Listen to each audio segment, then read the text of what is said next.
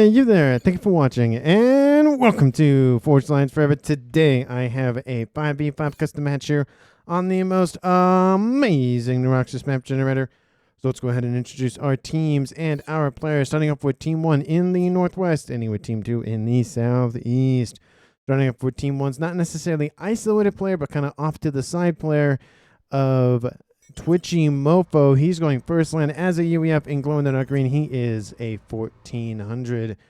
To his east, another frontline player for Team 1 is Nick's going first land as a Cybern. He is a 1400 as well. And again, he is in Rust. And the last 1400 here for Team 1 in the east is Sock Full of Kids going first land as an Aeon in Snow White. Very interesting name there. It's just Sock Full of Kids. Just multiple images come to mind. Obviously, a few of you, or most of you, will probably think of at least a couple of examples. To the northwest, we have in Imperial Grey, Carl Hoffman going first land as a UEF. He is a 1200, and next to him is another UEF hit for Team 1. He's also the highest rated player on Team 1. He is Legendor 2 going first land in Light Oak Tan.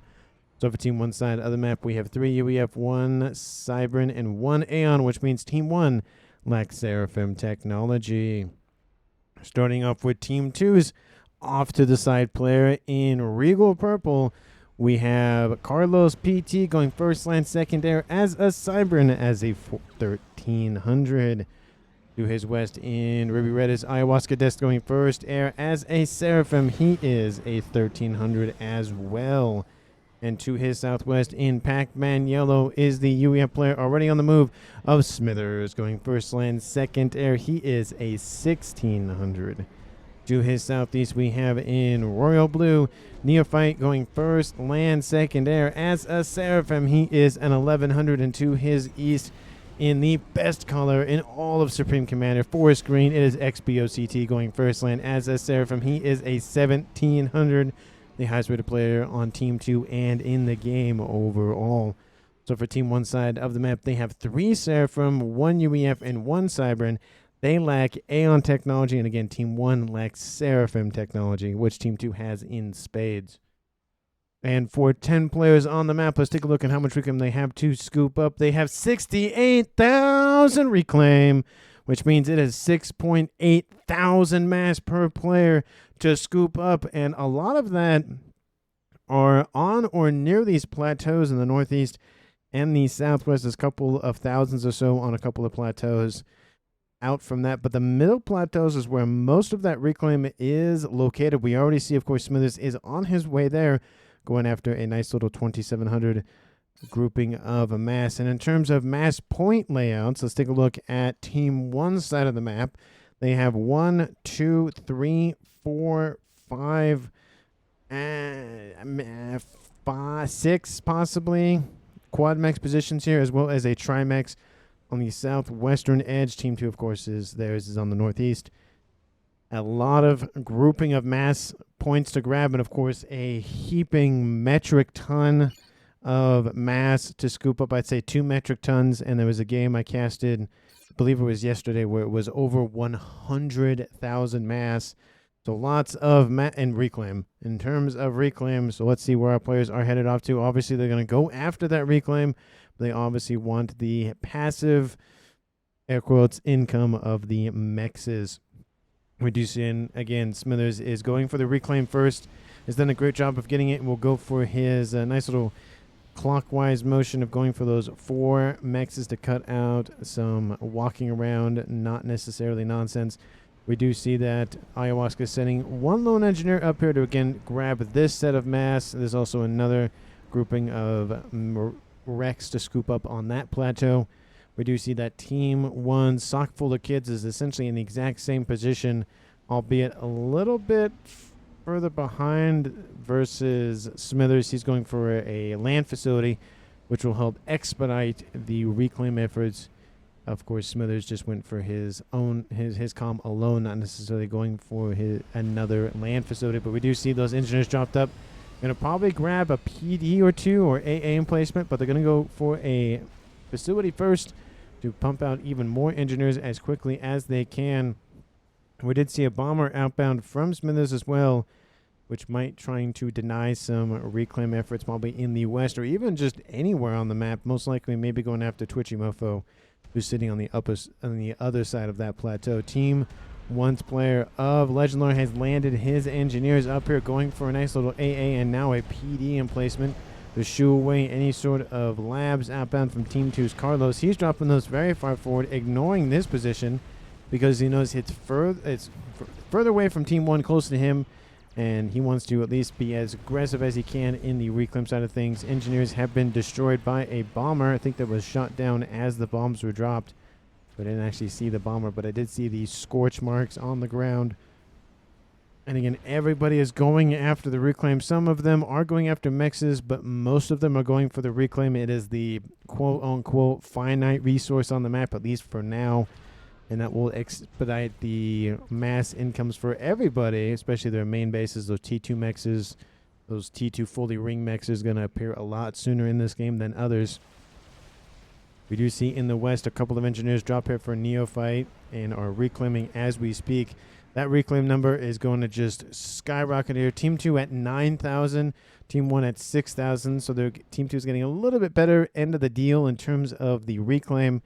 But that's also probably due to the fact that, of course, Smithers already was here before anybody else was reclaiming. So that number obviously is reflected with him having 4,000 mass in climbing in terms of reclaim. We do see that Team 1's being severely aggressive on the land side of things from Nyx, just sending units outbound. Most of them are Mantis. You see a couple of engineers mixed in there as well, trying to do just so much pushing here, trying to annoy Team 2, distract them from all the reclaim efforts that they're working on, and try to slow that income, whether it's passive or otherwise. We do see a mechs will be taken out here. Bombers will probably be built here pretty shortly, and some counter labs in terms of some mech marines coming out from Smithers to deal with those Mantis, and a nice little mole assisting them with intel operations. Two comms in the middle of the map here for Team 1. It's Carl and Nyx in the middle. We're not probably going to see a lot of comm on comm action here before probably 10 minutes. Maybe we'll see something between Neophyte and Twitchy Mofo on the western side, because that's realistically the closest set of comms in terms of Team 1 and Team 2. Gun damage range has been started for Twitchy Mofo, and C2118 Freedom to out. He's not. Oh, he might be observing this game, it looks like. So it's just repeating back to him the command. Well, not command, the message. In the east, we do see XBOCT pushing forward with Carlos next to him. So we might see some action in the middle, but gun speed and range has been started for Nyx as well. So Team 1 going for aggressive upgrades on board their commanders. Team 2 haven't started any of theirs yet, but I would not be surprised to see upgrades started in the next minute or so at a minimum. Just, I mean, that's kind of the way of the game here. You get a decent amount of mass either in your bar or reclaim efforts or whatever, and you want to spend it so it doesn't just sit there and pile on the sides of your mass storages. We do see that Team 1 has claimed the northeastern plateau. Team 2 has claimed the southwestern one.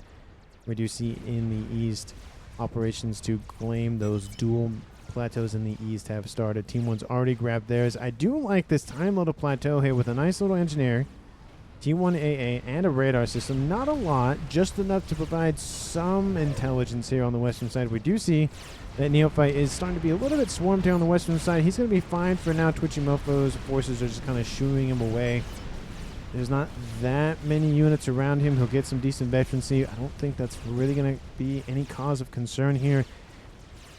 I really don't think so. He should be fine. Stealth has been started by Nyx. He's getting assisted by Carl Hoffman. I wouldn't be surprised if this switches and Nyx helps Carl with his upgrades if he does go for some. He might go for T2. He is UEF. That would make sense. Be a nice little, offensive, cyber and defensive UEF playing to their strengths kind of thing. We do see that Carlos is going for stealth first. Very interestingly, not for gun. You would assume that gun is essentially the first upgrade for everybody, but I guess not. I have seen sensor packages for Aeons and maybe Nano for Seraphim, but not stealth for Cyberns. We do see that Team 2's forces using the upper plateau to their advantage to just have that little high ground here. Of course, those mech marines are kind of just isolated up here for the time being before they can get transported down to the lower levels. Large group of T1 units outbound from SOC, full of kids moving into the position here for Carlos. Carlos is on that upgrade, probably wishing he went for a gun. I don't think he knows that they're there. He doesn't know that they're there. He actually can see the tree fall there, so if he's paying attention to that, which I highly doubt he is, but he could be. Those units are going to sit right outside of visual range. It's essentially just right there. Sock full of kids knew that Team 2's Carlos was on an upgrade. He'd probably go after him. Will that radar system see him? No, there's just a unit sitting there, so they don't know exactly what it is. The upgrade will finish her very quickly here, and he'll probably go for a gun next. And we do see that Team 1's Nyx is pushing in to the central position in the middle. We do see that in the west, units have landed on the western side here for Neophyte. Neophyte trying to hold on, but we do see that gun come up. Twitching Neophyte. He is going to force Neophyte into the water. Some land facilities have been established, and some PD have been established in the west, but I don't think that's going to last very long here for him on that side of the map. We do see a lot of units forcing their way forward here on the eastern side of things against Carlos. Carlos now moving in with his stealth commander. That means Team 1 can't see him unless they have omni or visual, confirmation on that commander. Carlos actually pushes in. He's moving forward, and all these units start to fall back. There are a lot of Aurora here, so they have the range advantage here, but of course they are weaker than other units in the game. I mean, they're not weaker than Labs, but in terms of T1 main tank units, they are the weakest. Stock full of kids starting T2. Hoffman looks like he's finished T2, and he is going to start moving his way forward. I probably would I would try to grab this position at least, because it does have a quad mechs position. Sitting right here, the downside is you could be attacked from this eastern side and this western side. So sitting here, at least you would have a decent way to retreat, unless units do come to the middle and then hook the maneuver around. And it looks like he is going to go there, so he is going to get that quad mechs position, trying to at least deny it at a minimum. He will have Nyx with him to assist with defensive measures if that is going to be the case. Switching Neophyte drops in the yellow, but Neophyte drops barely into the red, barely outside of the red in the low yellow range. Smithers has started his gun damage and range upgrade on board. His commander T2 has started here for Ayahuasca, and Carlos has not started gun as of yet, but I feel like that attack outbound from Sox earlier on should have prompted him to at least go for that. T2 has been started for Carlos. Not gun. Very interestingly, T2 has been started for Sock full of kids in the north, and some units have been dropped from Legend Lord's facilities up here down here to just annoy as much as he can Team 2's Carlos on this eastern side. It's essentially a 2v1 in terms of attention from Team 1, but there's a 1v1 commander situation here, both going for T2 upgrades as we speak. Carlos pushing forward, again getting some AA to defend himself. Team 1 bombers overhead just trying to harass these commanders, not really getting anywhere with that. Unfortunately for Team 2, speed upgrade will almost be finished for Ayahuasca. Oh, and range upgrade on board that commander. T3 air has been established by XBOCT, and T2 air is also online for Carlos. So he can transition to T3 pretty quickly, but he is going to be focused on defensive measures. These gunships are going to prove invaluable for going after all of these weaker T1 units. Great play with that. They aren't, again, the T2 gunships aren't that strong, but when it's no AA and primarily T1, T2 gunships are more than enough. In the northwest, T3 air is online here for Legend Lore, and T2 is also online for Carl Hoffman. He can transition into T3 if need be. These two comes from Team 1, both Carl and Nyx, establishing again a nice forward operating position, or a FOB, or a fire base, depending on your vernacular. We see a decent amount of units from Nyx, not coming in to support the commander, but coming in to just hold this giant approach vector. We do see more units going to be sitting in behind Nyx's commander. It is going to be a 2v2 here pretty shortly. Once Smithers probably finishes that T3 upgrade, that's going to be devastating, because he's going to go for Ravagers and outrange Team 1's commanders here and essentially nullify all the progress that they've tried to make. Ayahuasca sending in his T2 illustrators to just rip apart all of the defenses that Carl is trying to establish. We do see that Ayahuasca is trying to force his way forward. Carl will retreat with Nyx supporting him. Smithers sends his forces in to delay the firebase operations, and Team 1's Carl is suffering a decent amount of hit points per second. Carl, is having the support of Nyx with him. Ayahuasca does fall into the middle yellow, says be very careful, wants to keep as much damage on Carl as he can. We'll drop him into the middle yellows as well, and Nick's going to build more facilities behind him just to assist with either reclaim or, again, a defensive position. What this does do as well is all of these units moving in will start to bump into one another, creating a nice little kill box here for Team 1. Unfortunately, of course, Team 1 doesn't get the quad mexes, but at least they are denying it, which is better than having Team 2 have it, at least in their eyes. We're even seeing some reinforcements outbound from Sock Full of Kids. There's really nothing here for Team 2's Carlos, so he's sending them into the west because why not? And now units in from the further west for Twitchy Mofo moving in and pressuring Smithers. Smithers trying to move forward and go after this Quadrex position. Going to build a triad to protect not only himself, but try to PD creep against Carl Hoffman. We do see that Nyx has gone for stealth, and now I think he already built stealth, possibly. He's now going for nano repair, just so that he can be a little bit more tanky. Tanky to go missile has been built by Ayahuasca. I could see a situation in which he goes missile, he builds missile, and tries to snipe one of these two players standing here.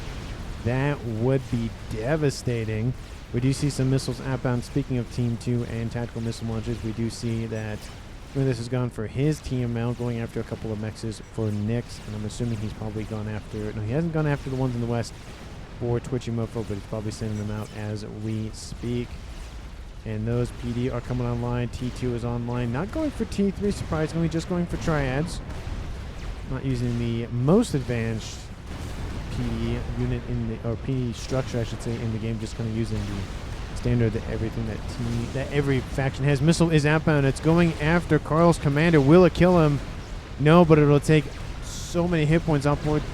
The commander, Carl, will fall into the yellow, and this will essentially open the door for Ayahuasca to push in. He has gun, missile, and T2. There are some bricks online here for Nyx as well. And here is that kill box that is now forming here between these players. Those bricks online. Carl does not need to be standing still. Should not be standing still. One missile will kill him. Same here with... no. I think Nyx might be fine with the missile. He has nano. But if Ayahuasca builds the missile and launches it, going after Carl's commander, missile is outbound. Will Carl move? Yes, he will. The missile will miss. That was almost deadly here for Team 1's Carl Hoffman, and Team 2's also comm of XBOCT coming in with gun, nano, and T2 coming into the breach.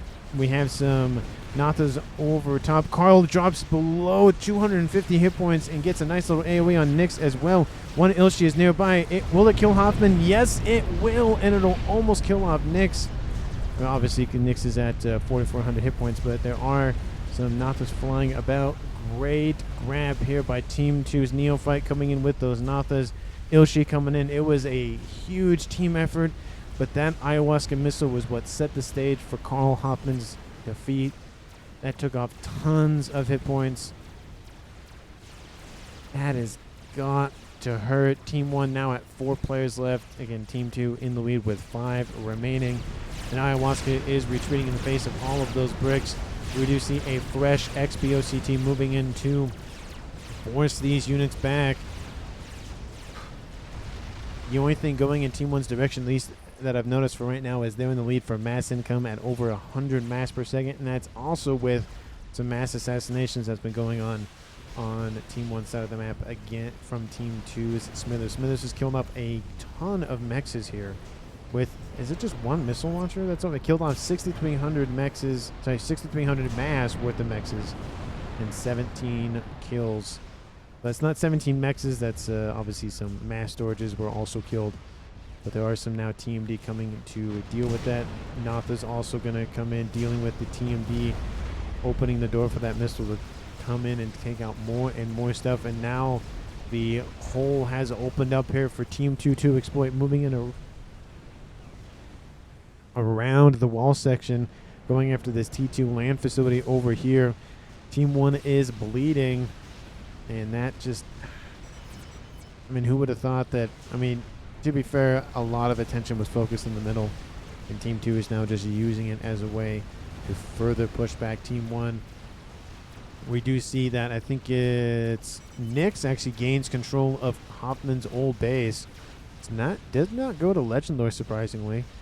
But T3 is online here for Nyx, and he's going to use it as much as he can. I would not be surprised to see him go for some T3 UEF tech in land regard and go for those Percies and combine them with his bricks. We do see more reinforcements coming in for Team 1's Twitchy as well, going after these pillars. But pillars have more HP than the Riptides. Actually, no, they barely have less hit points than the Riptides, but they have more DPS.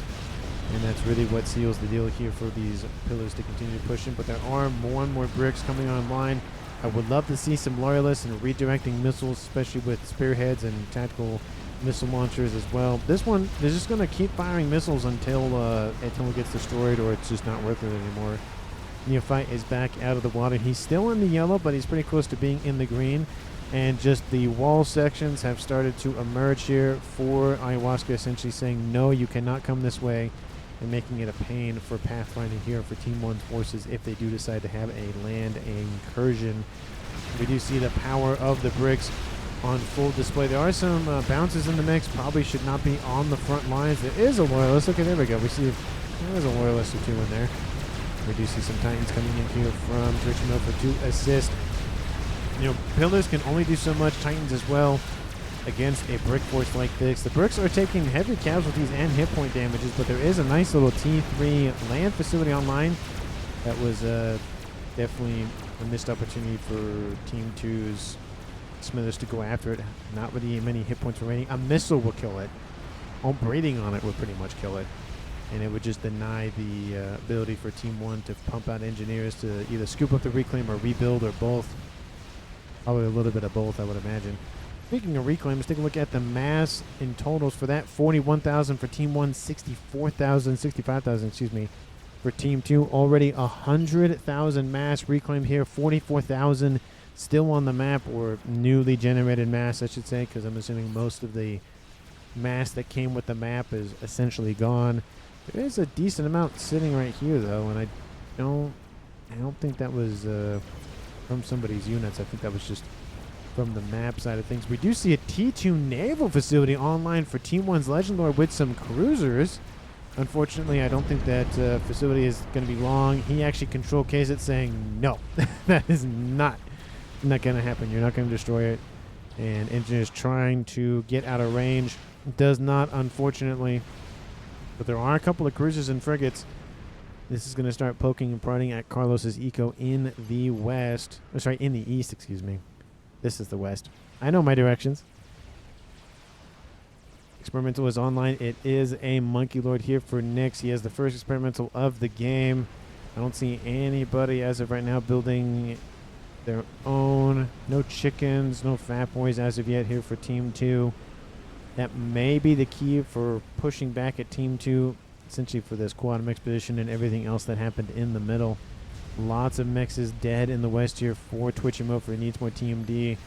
Team 1 is now behind on mass income by almost 100, so that number has flipped just with the number of mechs that have been destroyed by Team 2's missile launchers and some distance building Cerberus PD. Going after some mechs here on the cliff edge. T2 mechs is going to go down. I think that's artillery raining in.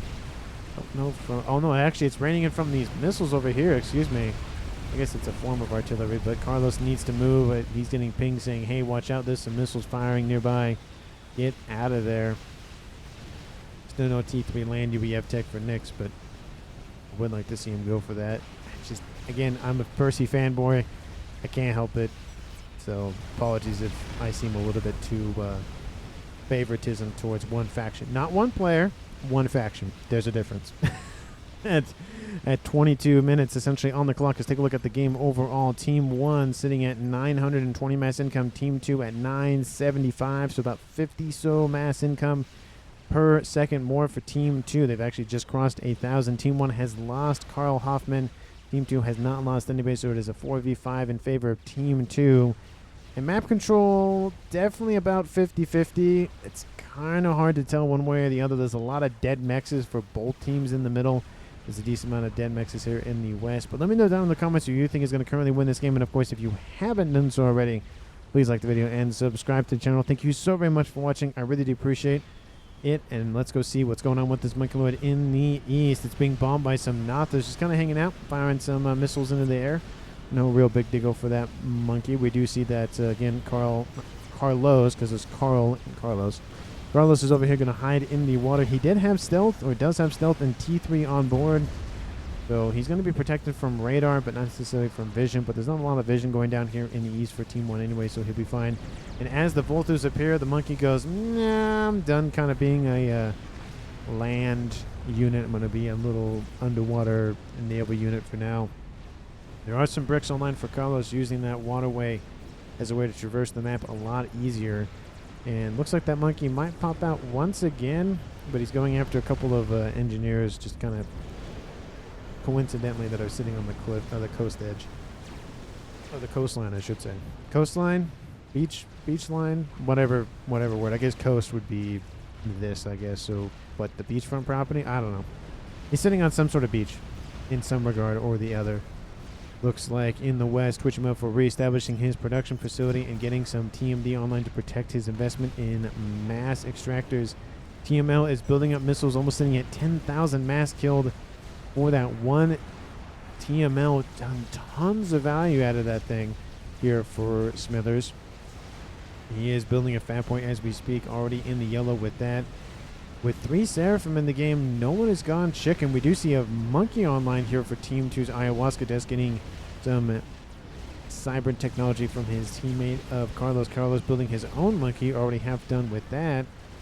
But that monkey here for Team 1 is still sitting here, not really doing a whole lot, just kind of hanging out. I wouldn't be surprised to see Team 2 build some torp bombers just to poke and prod at that monkey lord sitting in that pond, just hanging out essentially. Hoffman does notice a monkey lord. Yes, it has been built by Team 2's main land player, or at least the middle land player of Ayahuasca Desk. We do see that again. T3 build-ups here for Team 1's Nyx in the middle, and he's sitting at 500 mass income, doing a great job in keeping his team in the game in terms of mass income, and he's actually helping his team achieve more mass per second than Team 1. And what that also is being helped with, there's a couple of gunships on the eastern side here for Legend Lord, the air player, going after, again, outlying mexes, trying to poke and prod at Carlos's eco. Carlos doesn't really have that much to his name, only sitting at 129, 920, 128. Neophyte sitting at 150, essentially. Granted, Twitchy Muffa was at 100 or something earlier on with all the mexes that were killed up by that TML. Unfortunately, mobile TMLs outbound here from Team 2, but there's both in the T3 and the T2 variety. Not really finding that much success. There are already Team D that have been built, but there is a decent amount of T3, T2 units outbound here from Smithers on the lower section, or the main section of the map. We do see that these units shift westward to intercept, but that monkey here from Team 2 is just kind of hanging out. I feel like that would have been an opportunity to send the monkey in. Carlos is almost done with his monkey, and I don't know if they're just going to send him in the water or not. This monkey has reemerged from said water, and they started to harass these units over here in the east. Nice little Harbinger running around here for a sock full of kids, just, again, scooping up whatever mass he can, as well as just being very, very annoying. Yeah, it is a T3 unit, and it is pretty quick for a T3 unit. There are some rhinos moving in to engage in hoplites as well. They can fire a little bit, of course, further away than those tanks, but that Harbinger is not long for this world. Should have been, on a patrol order or something, but unfortunately it was not, so it is killed off. But it probably did a lot of damage. I should have checked. I had the opportunity, and I just didn't notice it. T3 versus T3 in the west. Optims versus some Titans and a couple of Percys and a nice little Flapjack. Because who doesn't love Flapjacks? I'm a waffle person, but, Flapjacks are pretty good, too. Belgian waffles are also really good. I know that's still waffles, but Belgian waffles are good, too. And I'm thinking of food now. I feel like half the casts I play I end up talking about food. Somehow. I don't know what it is, but somehow I just have food on the brain. Even though I just had some food earlier. I just had dinner. But I don't know why I'm thinking about food. Maybe I'm still hungry. I don't know. Anyway, we do see that T3 is coming online here for Ayahuasca in the middle. Still has that missile on board. Surprisingly, we aren't going to have a building nuke for Team 1 because their UEF comm of Carl Hoffman has been destroyed. But Smithers is a UEF. He's gone for shield, T3, and gun, and he's just going to sit in the water. Don't blame him. Being underneath some protective watery ceiling. I don't even know where I was going with that. We do see some ASF sitting here pretty close to Team 1's forces in the west. There is that Monkey Lord that has now been transferred over to Sock of Kids that was once under the control of Nyx. I'm kind of surprised that Sock Full of Kids is not producing it. Well, okay, well, never mind. He is. He's producing a Colossus. Grab coming in line here for Nyx. No Fat Boy as of yet for anybody else on Team 1. Oh, excuse me. We do have Legend Lore and Twitchy Mofo in terms of UEF. I, for some reason, thought that Team 1 had 1 UEF and Team 2 had 3 of them, but it's the other way around. Don't know why my brain thought that, but we can see some building nukes, but I don't think so, because Twitchy Mofo is nowhere near the front line and Legend Lore is sitting in his base. I don't really think they're going to move forward with that sort of strategy, unless they're not necessarily desperate enough, but if they feel like they need to. Or if it crosses their minds, because sometimes players don't think about, oh yeah, I could build a building nuke. I can do that. We do see transports dropping off here to this upper plateau. A couple of Percys on each one, and all 3 of them will make it. Oh, will it land? Yes, it will. This is 7 Percys have landed. There are some units up here. There are artillery and missiles. Those units are now starting to move. If they do not move, there's tons of damage potential from all of these missile launchers, but this is a great move here by Team 1. Switch him over. He saw an opportunity and took it. Team 2 does not have the adequate AA defenses to stave off transports, and so those units are going to get tons and tons of value. Take out the Omni, take out the shields, and take out the artillery. Those would be the 3 biggest things. They are taking out the Mechs as well. The TML, is the TML fine? The TML is fine. Still sitting at 6 missiles loaded, almost 10,000 mass kill. Launch the missiles, do something with them. Fire them at these Percys that aren't moving. Team 1 bombers have been spammed up here by Ayahuasca Death to assist. Fat Boy's online, is now facing down a crab. Those Percys are being riddled with bombs. The TML is still alive. There's still 2 Percys over here. There is chance more Percys and some Titans now landing here for Twitch Mofo. He's getting in with his transports as well to assist. That TML is gone. This Omni is down. There it goes. That artillery and third plateau base has been destroyed. Love the positioning of the, well, not necessarily the positioning of, I probably would have been better off to put it since you're right here. But it's not that bad of a position here for a nice little perimeter monitoring station. The soothsayer is sending out nanites, little tiny little plastics or metal or whatever that's in the air. Don't eat your microplastics. Those bad for you. Don't do that. But sometimes it's just you don't know that it has microplastics. Some stuff has microplastics in, but a lot of stuff does. Not, I wouldn't say a lot, but some stuff does. I will say that. This upper plateau base is essentially gone. It's done and dusted. T3 Mexes remain. Percy over here. Percy going to fight Percy. Unfortunately, this Percy here from Team 2 is going to be outmatched by a Percy that's 2-star vet. And, of course, a couple of Titans. Sorry, 1 Titan. And there it goes. That's the last shot. There is still 1 T3 Mex to take out. Everything else isn't really that much of consequence. There is a T3 land facility that probably should take out, but more and more units are being shoved to this upper plateau. Looks like it's actually engineers, and they're actually going to are they going to go dropped off? Yes, they will. Reclaim efforts have started. I'm assuming Team 1 land facilities as well going to be built up to expedite that reclaim.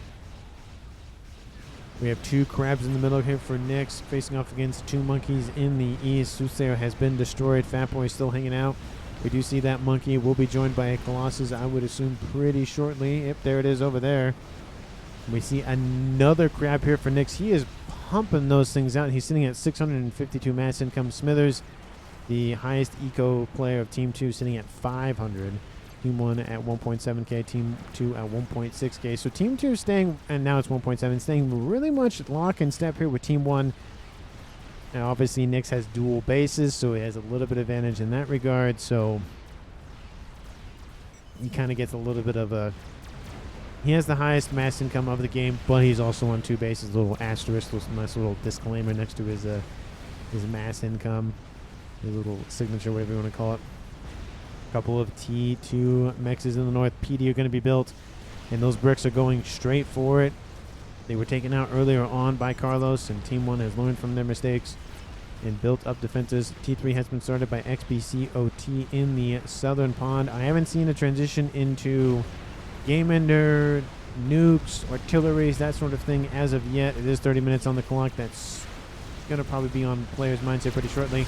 But those crabs have come to revenge their fallen brethren of Carl. But we do see those monkeys moving into the east, though, coming into hook maneuver around those crabs. We do see a monkey coming in to try to deter that maneuver as well. A couple of bricks also come to deal with that. Those monkeys are now going to be deterred by natural barriers of some mountainsides, and those crabs are actually trying to shoot the monkeys and having no effect on that.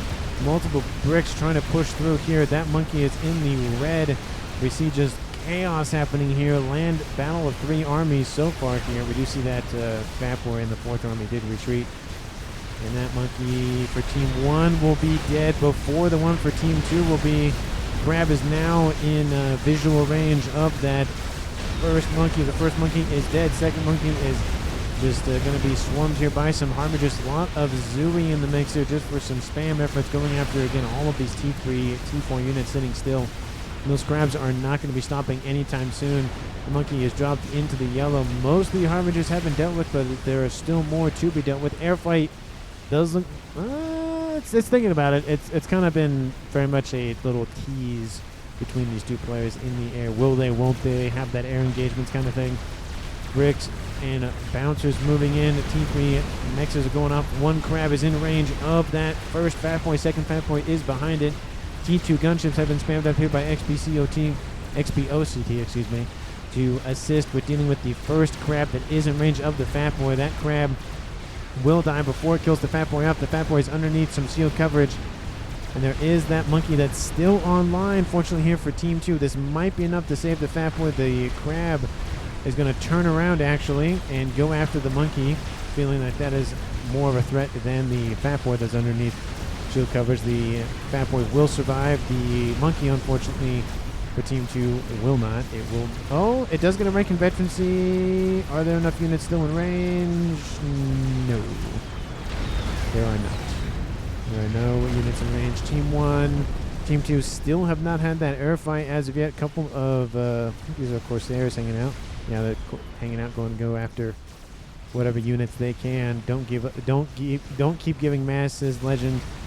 Yeah, it's not the best idea. Giving your opponents some gift in terms of resources isn't the best idea unless you can't absolutely help it. But the crab, the newly minted crab here for Team 1, just going to start ripping apart all of the frontline defenses in the western side of the map for Smithers. I feel like at this point, just send the crab, and he is doing this, sending it westward, dealing with this T3 land facility base that is pumping out Cougars and Percies as we speak. We do see that the FAF boys are going to try to engage those units and prevent the destruction of those resources and infrastructure.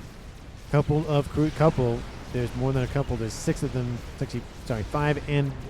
Sorry, there's 4. Yeah, I can't count. 4 and 2 destroyers sitting in the water here for Team 2's Ayahuasca Death. Now he has 5 of them. I love this. We have some harms in the water to deter any sort of monkeys or crabs sitting here.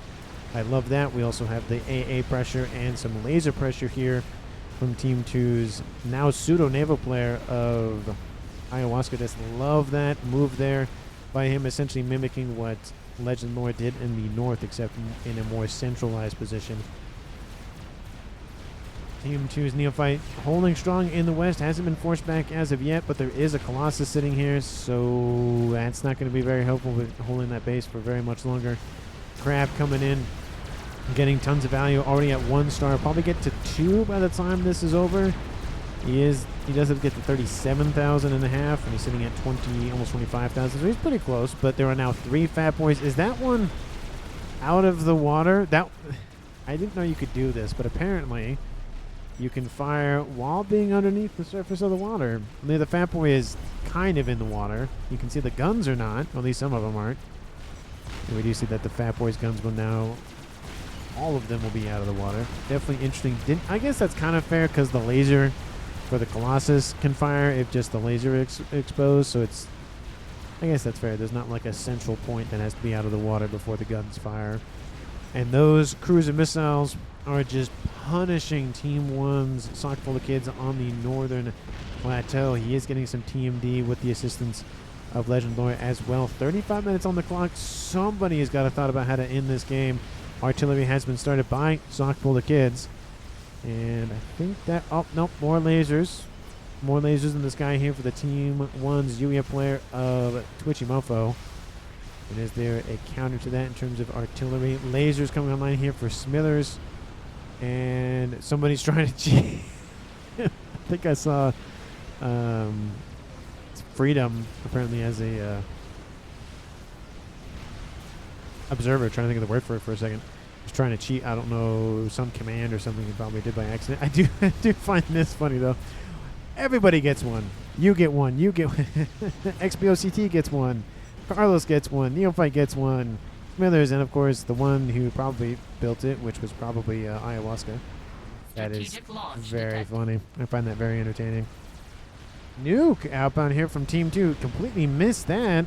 Does Team 1 have adequate SMD protection? I don't... Oh, it's going after some T3 mechs over here to the west. That's 2754. 81 plus an additional 18s. What is that? 99. So it's essentially 100 mass per second. It's going to be lost for Twitchy Mofo. He just rebuilt that. Oh, he's going to be really... He's going to be like, I just built that. Come on, guys. Come on. Come on, man. We do see some Corsairs moving in, going after that Fat Boy. It does take the shield offline, but not really much after that. Do some hit point damage. We do see that the ASF fight does commence on Team 2's side of the map. There's a couple of AA emplacements, but the Crab has emerged on Team 2's side of the map, of actually far in their back alley doorways. We do see that's going after the T3 land headquarters. I would imagine there is one satellite that has just been established. Where is it? It's already moving probably northwestward. Yep, there it is right there. And that Crab is still at 17,000 hit points. It might survive just long enough to get some veterancy. One facility is taken offline. The shields are now offline. Pigeon's going to kill off a couple of engineers. Going to kill off another Pigeon with those shots. Does it get a veterancy? It's about to. Pigeon's over here. Looks like maybe going up for an artillery piece, possibly maybe. Kills off a Pigeon. Will get a rank in veterancy. Now going after the satellites, but there are a couple of Ravagers that have been built by Smithers' commander. Oh, he will kill off a couple of AA emplacements and damage the Novak Center. Does Team 1 know about it? They do know about it. That was very, very close here. Crab got a ton of value out of it, killing off a couple of Pigeons and surviving for a lot longer. But Team 2 now has air dominance and possibly supremacy here, sitting at 122. Okay, I can kind of say that's supremacy. What's Team 1 sitting at? That is not the air player for Team 1. He's sitting at 1. Oh, yeah, that's air supremacy to the max, essentially. Nuke has been pinged here by Team 2, possibly? Or sorry, by Team 1. They do know about it. Steals here T3 artillery. Is he talking about sock full of kids? Sock full of kids. I saw his icon. Oh, I guess he was being pinged, I guess is what that was. But we do see some lasers over the top somewhere. I saw them. Where'd they go? Oh, they're over here. They moved. There is a Novak Center not shielded here for Team 1's Twitchy Mofo, but the satellites for Team 2 are distracted by the air grid. I think it's only... Oh, okay, it's only the one. I thought there was two of them made. That emissary has been completed. Second one...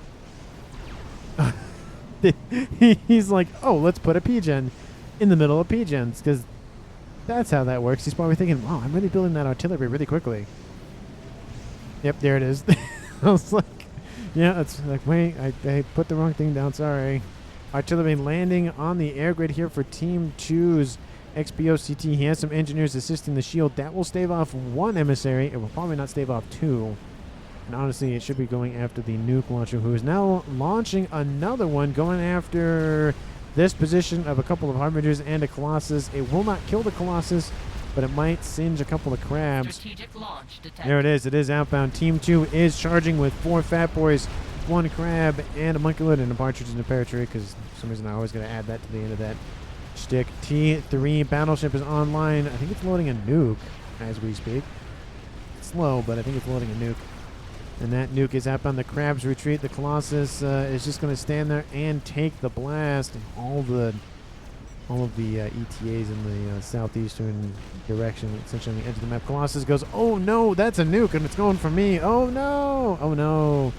Oh yeah, there it goes. Boom, takes out almost all the hit points, leaves it with 29,000. And the Fat Boys are just going to rip that thing to shreds very, very quickly. We do see some spy planes over top to get some view on what's going on.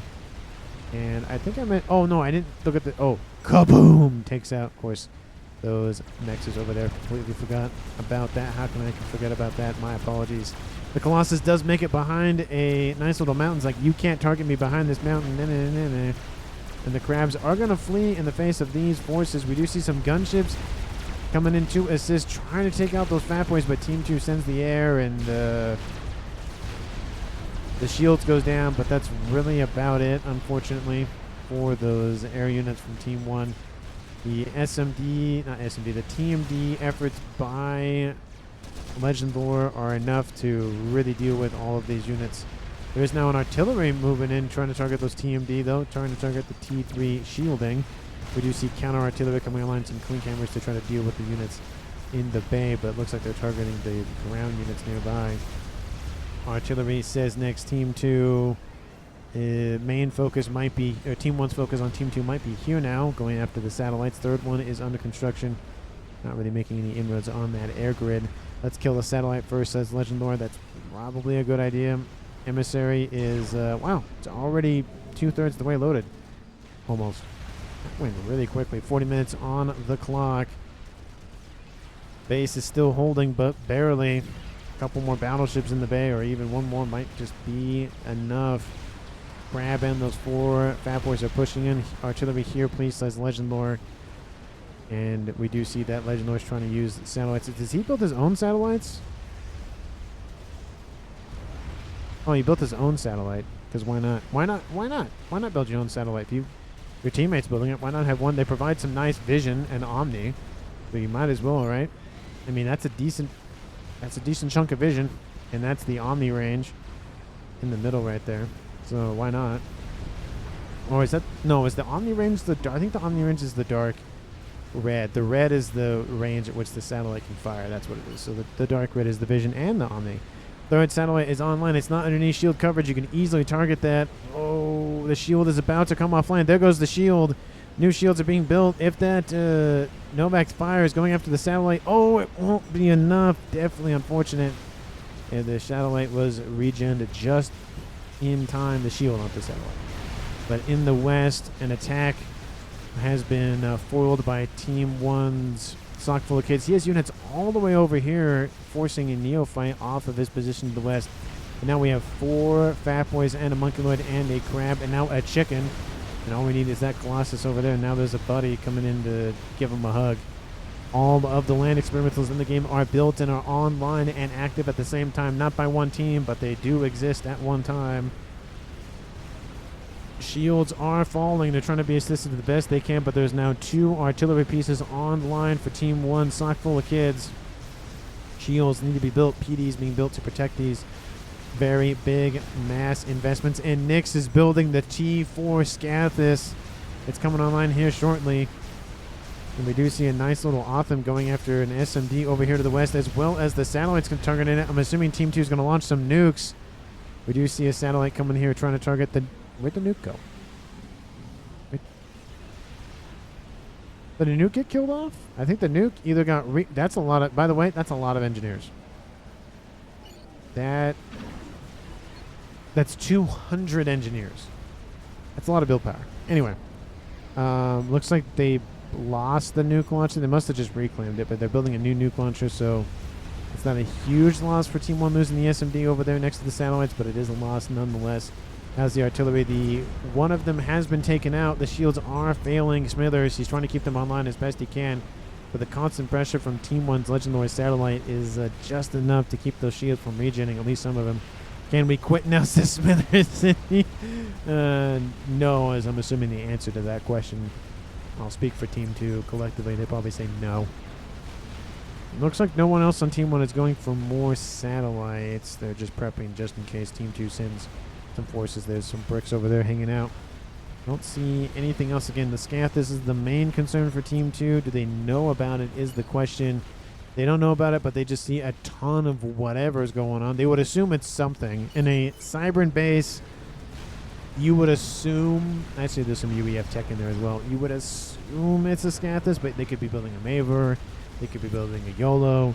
They could be building something, just artillery. Looks like Team 2 Smithers control Ks. That is the first casualty on Team 2 at 40 minutes on the clock.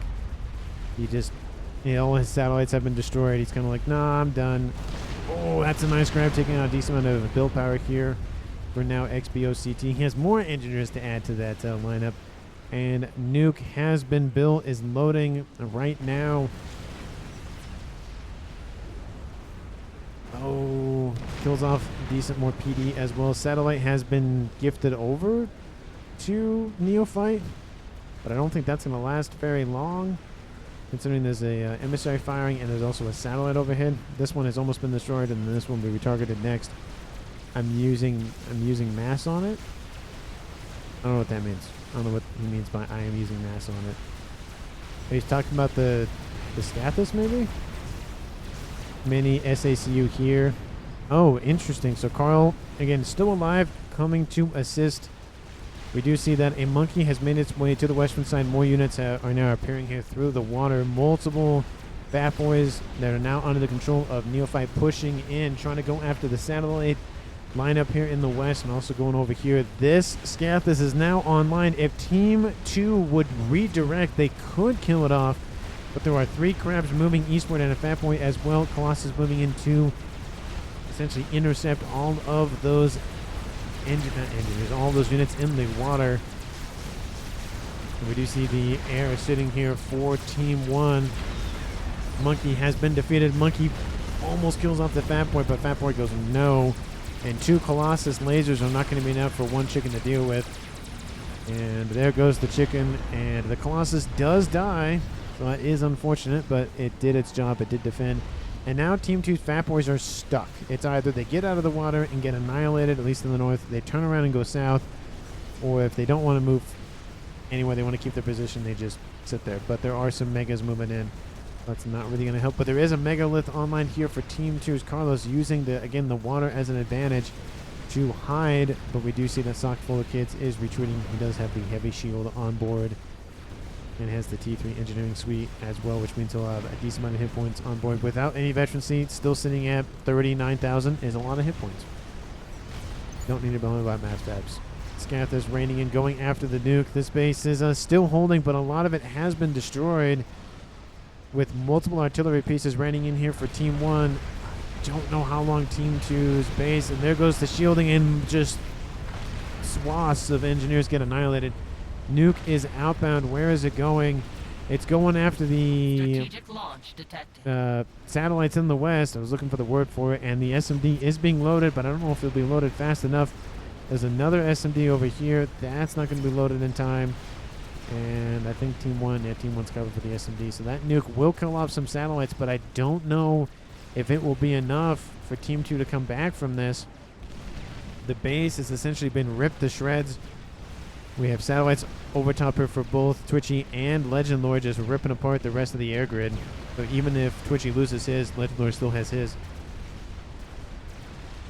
And that nuke is still going in. It's going to do a lot of damage here. Let's see. It's set 0 currently. We'll see how much it will kill off.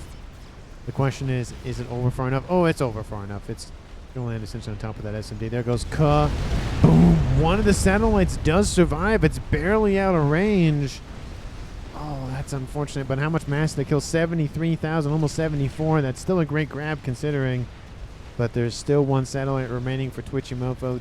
Definitely unfortunate. The Fat Boys have re-emerged from the water. Crab moving in to protect, but it's being shot at by a Fat Boy. This Scathus is just deadly here for Team 2. They don't have a way to counter it. They could be sending in those gunships. They could be sending in whatever they got. There is a Scathus being built in the east by Carlos, but that's still a few minutes out, and I don't know if it'll be enough. Once Team 1 knows exactly what it is, and they probably assume what it is, but once they see it and can target it, that's it. The TMD base is still online. Some TMD have been destroyed, but the majority of them are fine. This naval pond is looking more like a mass pit than anything else. I mean, it's yielded a decent amount of AA, but don't know if it was worth it. SMD does go down. Does Team 2 have any more SMDs? We could see Team 1 use nukes to really end this game. Million SACU here. Scout says, Carl, he's like, hey, listen to me. Hey, listen. Hey, listen. T1 PD being built. Scathus running it. Not Scathus. We have Colossus running around. 3 crabs chasing 1 crab. This crab here from Team 2 might be enough to crack the shielding and take out the Scathus. The Scathus is going to... should be fleeing, but there is a lot of assistance for some of these shields. So it might be fine. SMD might go down. This backup SMD, but that doesn't matter. The crab has been annihilated.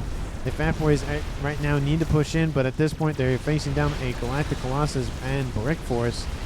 Colossus will take out one of the Fat Boys. Will it take out a second? It's going to be close.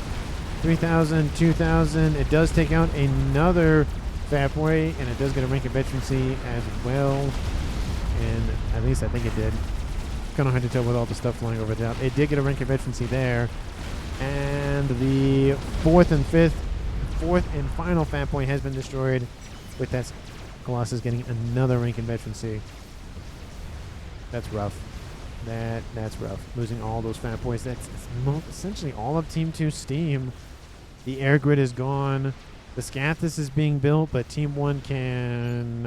they know what it is. They're like, yeah, we know. Scathus, once it emerges from the water, that's it. That's game. Or Team 1 sends a nuke in, if Team 1 has a nuke. Or they just launch Scathus at it, or they build a donut to launch depth charges and call it a day. Crab tries to make its way out of the water and doesn't really get anywhere, unfortunately. Team 1... Because why not? Why not have one when you can have 2 of the 4 game enders? He's building a Mavor. I haven't seen one in a while. So I love to see the Mavor in these games. I think the one I see the least is probably the Paragon in terms of averages. If I were to average, I mean, it's kind of hard to average 300 plus games. But I'm assuming not necessarily how many Paragons in a match, but how many matches feature a Paragon. Because there are some matches where Paragons are used and there's like 5 of them built. Or there's some there's 100 matches that doesn't have a Paragon kind of thing. So I feel like Paragon's the least built game ender, and then it's the Mavor, and then the Scathus. Maybe it's the YOLO then the Scathus. I feel like the YOLO is built more than the Mavor, and I feel like the Scathus is built more than the YOLO.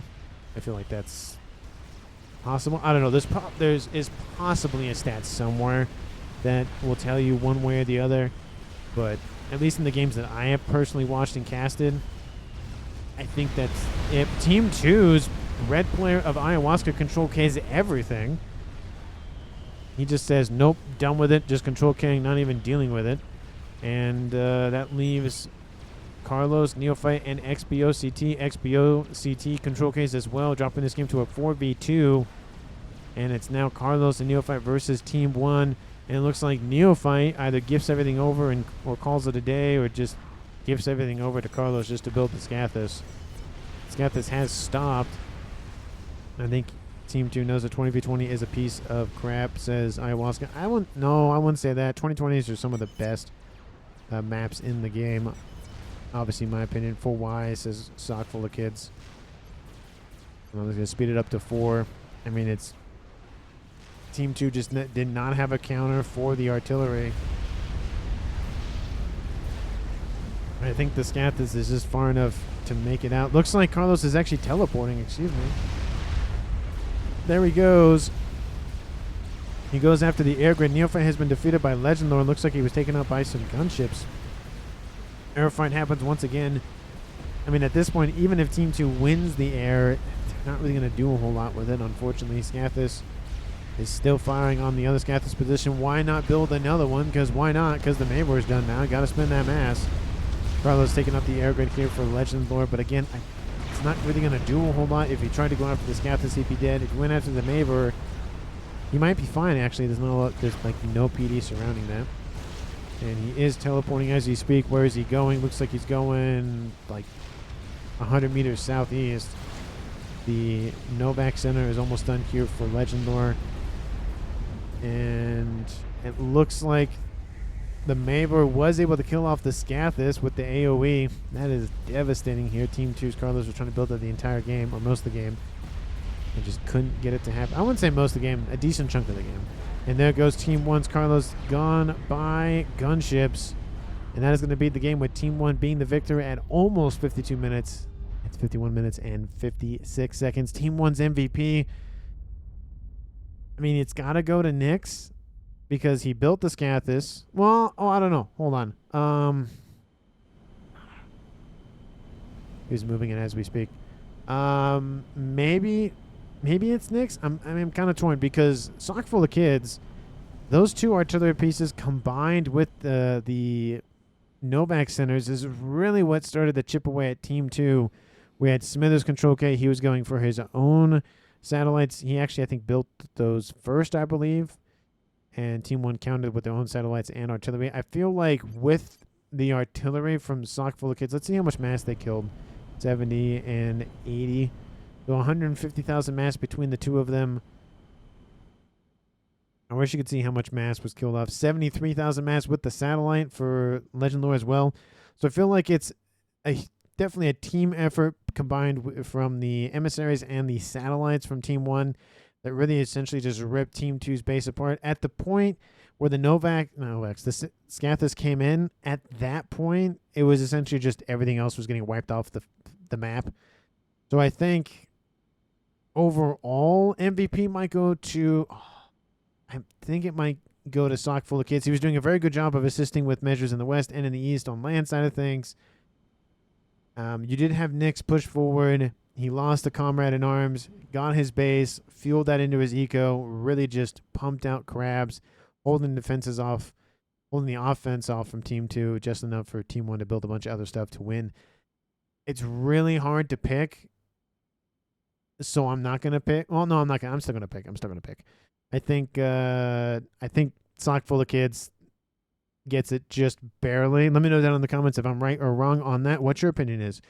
And I really do appreciate all the time and attention you watch this video, especially the end where you kind of just listen to me ramble for a little bit. I really do appreciate it. Thank you so very much for watching. If you haven't done so already, of course, smack that like button, subscribe to the channel. Thank you so very much for watching. And of course, if you do feel so inclined, please share this video with anyone, everyone, and most especially your pets. And I will see all of you in the next one.